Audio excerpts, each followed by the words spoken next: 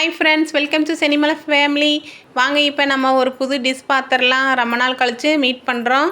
இந்த டிஷ் இல்லாத ஃபங்க்ஷனே இல்லை ஃப்ரெண்ட்ஸ். வாங்க எப்படி செய்கிறதுன்னு பார்க்கலாம். வானிலை அடுப்பில் வச்சு சூடானதும் கத்திரிக்காய் லேசாக சென்டரில் மட்டும் 4ஆக கட் பண்ணி போட்டுக்கலாம். இப்போ எண்ணெய் ஊற்றிக்கலாம். அது வதங்குறதுக்காக எண்ணெய் ஊற்றிக்கலாம். இப்போ கண்டுபிடிச்சிருப்பீங்க என்ன டிஷ்ன்ட்டு.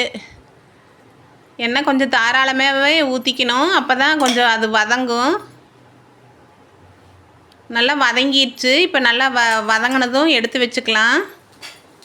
கத்திரிக்காயை நல்லா வதக்கி எடுத்து வச்சுக்கணும். ஒரு 3/4 பதத்துக்கு வதக்கினா போதும்.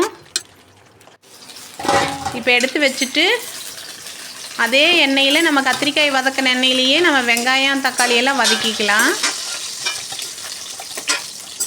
இப்போ எடுத்து வச்சுக்கிறேன் ஃப்ரெண்ட்ஸ். வதங்கிடுச்சு.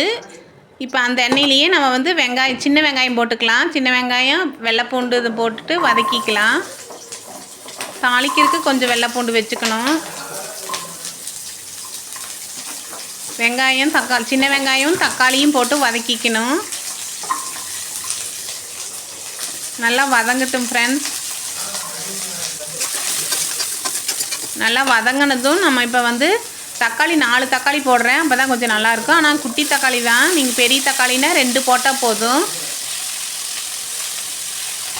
நல்லா வதங்கிக்கிட்டும். வதங்கினதும் இப்போ தேங்காய் போட்டுக்கலாம். குட்டி குட்டியாக கட் பண்ணி வச்சுருக்கேன். அந்த தேங்காயும் போட்டுக்கலாம். அரை மூடி தேங்காய் தான் ஃப்ரெண்ட்ஸ் போட்டிருக்கேன். இப்போ மல்லித்தூள் போட்டிருக்கேன். மல்லித்தூள் 2 ஸ்பூன் மல்லித்தூள், 1 ஸ்பூன் வரமிளகாய் தூள் போட்டிருக்கேன். காரம் அளவாக போட்டுக்கிட்டால் போதும்.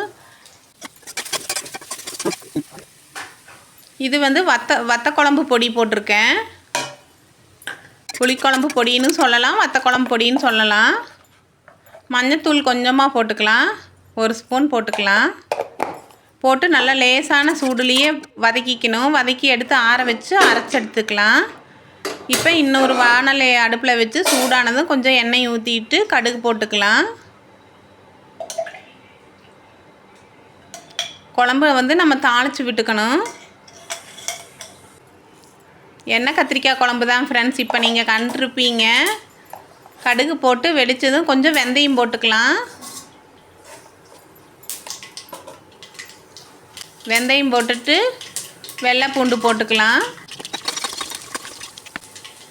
வெங்காயம், ஒரு வெங்காயமும் கருவேப்பிலையும் போட்டு தாளித்து விட்டுக்கலாம்.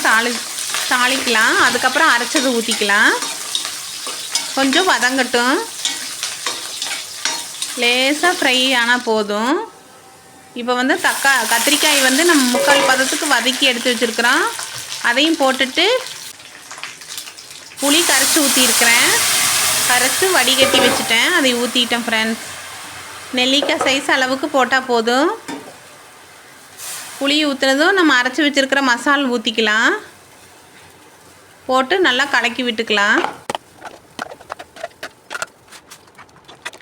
நம்ம வேணுங்கிற அளவு தண்ணி வச்சுக்கலாம். ஏன்னா கத்திரிக்காய் ஃபஸ்ட்டே வெந்திருக்கனால அந்த மிளகு வாசம் மட்டும் போனால் போதும் ஃப்ரெண்ட்ஸ். சால்ட்டு கல்லுப்பு தான் போட்டிருக்கேன்.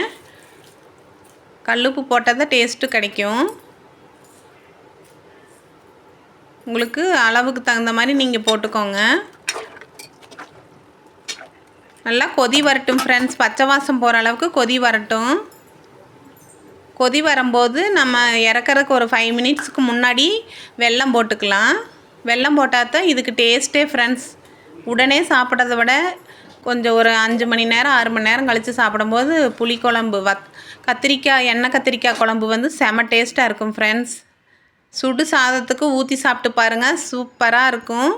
2-3 நாள் வச்சுட்டாலும் ஒன்றும் ஆகாது. நல்லாயிருக்கும். இருக்க தான் டேஸ்ட் அதிகமாகும். இந்த மாதிரி நீங்களும் ஒரு வாட்டி செஞ்சு பாருங்கள் ஃப்ரெண்ட்ஸ். இன்னைக்கு கண்டினியூவாக வீடியோ வரும். நீங்கள் பார்த்து எனக்கு சப்போர்ட் பண்ணுங்கள் ஃப்ரெண்ட்ஸ். லைக் பண்ணுங்கள், கமெண்ட் பண்ணுங்கள் ஃப்ரெண்ட்ஸ். கொத்தவரங்காய் பொரியலும் அது கூட வச்சுட்டேன்.